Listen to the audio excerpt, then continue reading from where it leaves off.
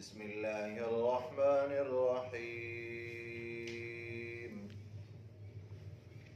ضرب لكم مثلا من أنفسكم هل لكم مما ملكت أيمانكم من شركاء فيما رزقناكم فأنتم فيه سواء تخافونهم كخيفتكم أنفسكم كذلك نفصل الآيات لقوم يعقلون. بل اتبع الذين ظلموا أهواءهم بغير علم فمن يهدي من أضل الله وما لهم من ناصرين. فاقم وجهك للدين حنيفا فطرة الله التي فطر الناس عليها لا تبديل لخلق الله ذلك الدين القيم ولكن أكثر الناس لا يعلمون. منيبين إليه واتقوه وأقيموا الصلاة ولا تكونوا من المشركين. صدق الله العظيم. درود شریف پڑھیں. اللهم صل على سيدنا وحبيبنا وشفيعنا محمد وعلى آله وصحابه أجمعين. اللہ تعالیٰ اس آیات مبارکہ کے اندر ایک مثال بیان فرما رہے ہیں.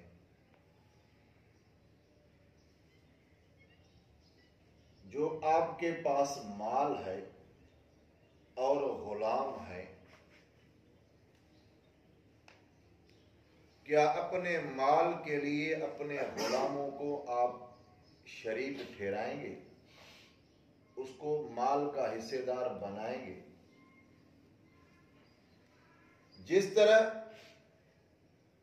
آپ کے بھائی آپ کے باپ کی ملکیت میں شریک ہیں، بھائی بہن اپنے باپ کی ملکیت میں شریک ہیں،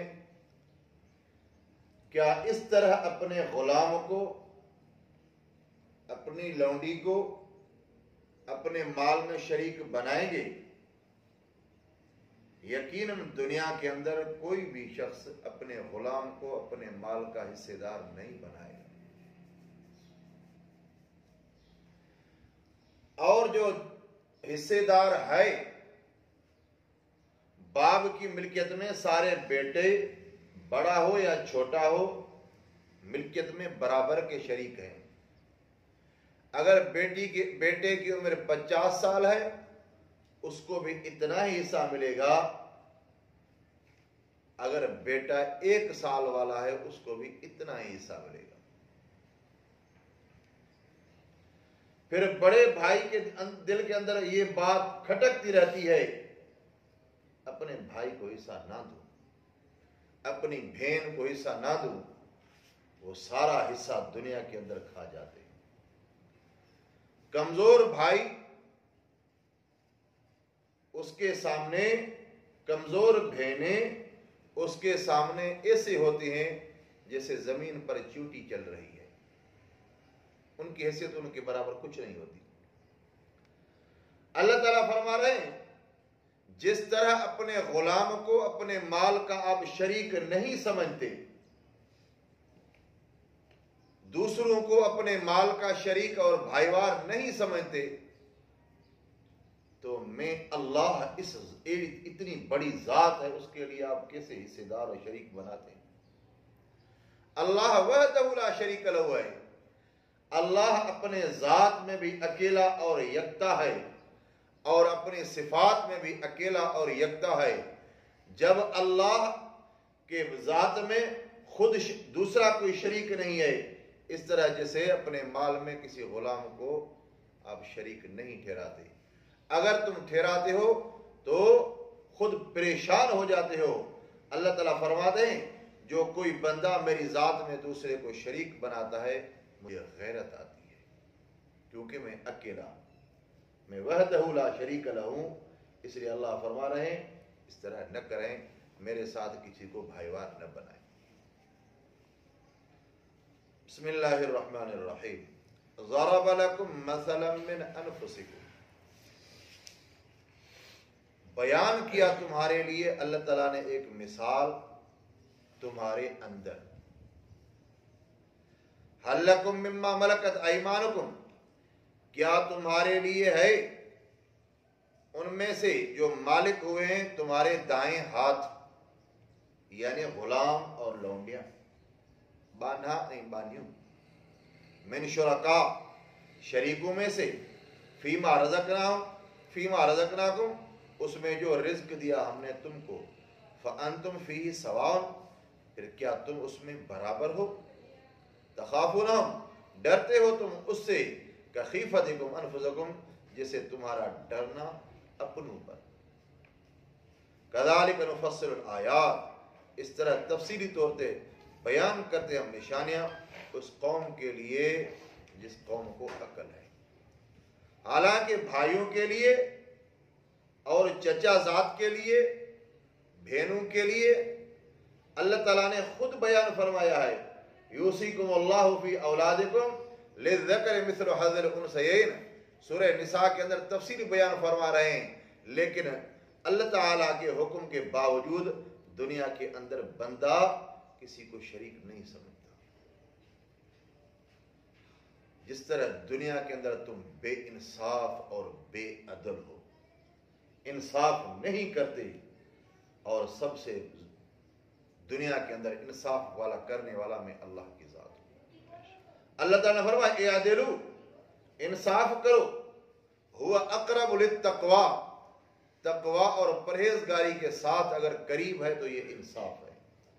دوسرے مقام پر فرمایا ان اللہ یامر بالعدل والاحسان، اللہ تعالیٰ نے حکم کیا ہے انصاف کرو اور احسان کے ساتھ یتیموں کو اپنا حصہ دے دو.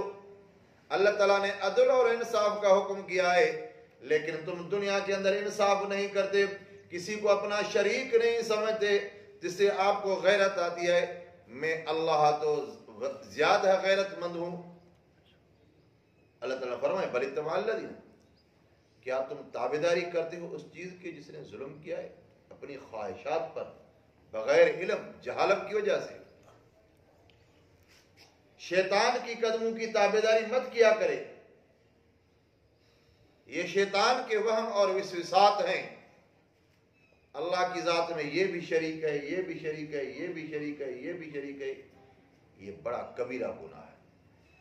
اور اللہ نے فرمایا دوسرے گناہ تو میں معاف کر سکتا ہوں، لیکن شرک اتنا بڑا گناہ ہے جو کبھی بھی معاف نہیں کروں گا. وَمَن يُشْرِكْ بِاللَّهِ فَقَدْ حَرَّمَ اللَّهُ عَلَيْهِ الْجَنَّةَ وَمَأْوَاهُ النَّارُ وَمَا لِلظَّالِمِينَ مِنْ أَنصَارٍ. اللہ تعالیٰ نے فرمایا میں مشرک کے اوپر جنت ابدی طور پر حرام کر دی ہے، یہ ہمیشہ ہمیشہ جہنم. بل اتبع الذین، بلکہ یہ چلے ہیں لوگ جنہوں نے ظلم کیا، اہواہم اپنے خواہشات پر، بغیر علم جہالت کی وجہ سے. فمن یہدی، پھر جو ذات ہدایت کرے، کون ہے جو گمراہ اس کو گمراہ کرے؟ اللہ، پھر اس کو کون ہدایت دینے والا ہے؟ وما لہم من ناصرین، نہیں ہے ان کے لیے کوئی مددگار، کوئی حامی اور ناصر نہیں ہے. اگر سیدھے راستے پر چلا ساروں کا حامی اور ناصر اللہ کی ذات ہے. اس کے لیے اللہ تعالیٰ نے امام الانبیاء حضرت محمد مصطفیٰ احمد مجتبیٰ صلی اللہ علیہ وسلم کو فرمایا فَأَقِمْ وَجْهَكَ لِلدِّينِ حَنِيفًا، اور ہر ایک مخاطب کو حکم بیان فرمایا اللہ تعالیٰ نے اپنے چہرے کو، اپنی ذات کو اللہ کی طرف سیدھا کرو. اللہ وہ ذات ہے جو وحدہ لا شریک لہ، حنیف بن کر جاؤ، باطل کو چھوڑ کر حق کی طرف آ جاؤ. باطل کو چھوڑ کر حق کی طرف آ جاؤ، شرک کو چھوڑ کر حق کی طرف آ جاؤ، کفر کو چھوڑ کر اللہ کی طرف آ جاؤ۔ جو اللہ کی طرف آیا، اللہ والا بن گیا، یہ بندہ کامیاب ہو گیا۔ فاقم وجہک للدین، پھر سیدھا کرو اپنا منہ دین کے لیے ایک طرف۔ فطرت اللہ التی فطر الناس علیہا، وہی تراش اللہ کی جس پر تراشا لوگوں نے۔ اللہ کا حکم یہی ہے کہ بندہ میرا بندہ ہو جائے۔ اس لیے حضور نے فرمایا کل مولود یولد علی الفطرۃ فابواہ یحودانہ او ینصرانہ او یمجسانہ۔ حضور نے فرمایا بچہ جب پیدا ہوتا ہے فطرتاً یہ اسلام پر ہے، پھر اگر اس کے ماں باپ یہودی ہیں تو بچہ یہودی بن جاتا ہے، اگر اس کے ماں باپ نصارہ ہیں تو اس بچہ نصارہ بن جاتا ہے، اگر ماں باپ مجوسی ہے وہ مجوسی بن جاتا ہے۔ اس ماحول معاشرے کے رہنے کے بعد بچہ ایسے ہو جاتا ہے، نہیں تو فطرتاً یہ اسلام پر ہے۔ لا تبدیل خلق اللہ، نہیں مٹانا اللہ کی خلقت کو۔ اللہ نے جو حکم کیا ہے، اللہ نے جو پیدائش کی ہے، اس کو تبدیل کوئی نہیں کر سکتا۔ جہاں اللہ نے چاہا آنکھ خوبصورت لگی، وہاں اللہ نے آنکھ فٹ کی۔ جہاں اللہ نے چاہا کان ادھر ہو، کان وہاں، یہ خوبصورت۔ جہاں اللہ نے چاہا ہاتھ جس طرف ہو، اگر ایک ہاتھ سامنے ہو ایک ہاتھ پیچھے ہو، بندہ معیوب لگے گا۔ ایک کان آگے ہو ایک کان پیچھے ہو، ایک آنکھ آگے ہو ایک پیچھے ہو، آدمی جو ہے معیوب لگتا ہے۔ لیکن اللہ تعالیٰ نے انسان ذات کو خوبصورت بنایا ہے۔ لقد خلقنا الانسان فی احسن تقویم، ذالک الدین القیم، یہ دین ہے سیدھا اور مضبوط۔ ولکن اکثر الناس، اور اکثر لوگ لا یعلمون، نہیں جانتے۔ منیبین الیہ، رجوع کرتے ہیں اللہ کی طرف، رجوع کرو اللہ کی طرف، واتقوا، ڈرو اس اللہ کی ذات سے، واقیموا الصلاۃ، اور قائم کرو نماز کو، ولا تکونوا من المشرکین، نہ ہو جاؤ مشرکین میں سے۔ اللہ تعالیٰ نے اس رکوع میں آیات میں نماز کا بھی حکم فرمایا ہے۔ اللہ تعالیٰ نے فرمایا قد افلح المؤمنون الذین هم فی صلاتهم خاشعون، کامیاب ہوئے وہ لوگ جنہوں نے نماز ادا کی خشوع اور خضوع کے ساتھ، سستی اور کسلان کے ساتھ نہیں۔ اللہ تعالیٰ نے فرمایا فویل للمصلین، پھر ویل ہے ان نمازوں کے لیے جو نماز میں سستی کرے۔ اس لیے حضور نے فرمایا اگر کس کے گھر کے دروازے کے سامنے ایک نہر ہو، پانی کی نہر بہہ رہی ہو، کوئی بندہ 5 مرتبہ اس سے نہا لے، کیا اس کے بدن کے اندر کوئی میل ہوگا، کوئی مٹی ہوگی؟ تو سارے صحابہ اکرام نے فرمایا کچھ بھی نہیں ہوگا، پاک صاف ہوگا۔ اس لیے حضور نے فرمایا اگر کوئی بندہ مسلمان 5 وقت نماز پڑھتا ہے، سمجھو تو اس کے جسم کے اندر بھی کوئی گناہ نہیں۔ اللہ تعالیٰ فرمایا واقیموا الصلاۃ، قائم کرو نماز کو، ولا تکونوا من المشرکین، نہ ہو جاؤ مشرکین میں سے۔ رب کی طرف ایسا سجدہ کرو سمجھو کو یہ میں آخری سجدہ ہے۔ تو حضور نے فرمایا ان تعبد اللہ کأنک تراہ فإن لم تکن تراہ فإنہ یراک، اللہ کی ایسی عبادت کرو، ایسی عبادت کرو جیسا کہ آپ اللہ کی ذات کو دیکھ رہے ہیں۔ دیکھنا یہ بڑا مقام ہے، دیکھ تو نہیں سکتا بندہ، لیکن یہ تسلیم کر لے تو اللہ تو مجھے دیکھ رہا ہے۔ دعا ہے کہ اللہ تعالیٰ آپ اور ہمیں قرآن مجید پر عمل کرنے کی توفیق عطا فرمائے۔ وآخر دعوانا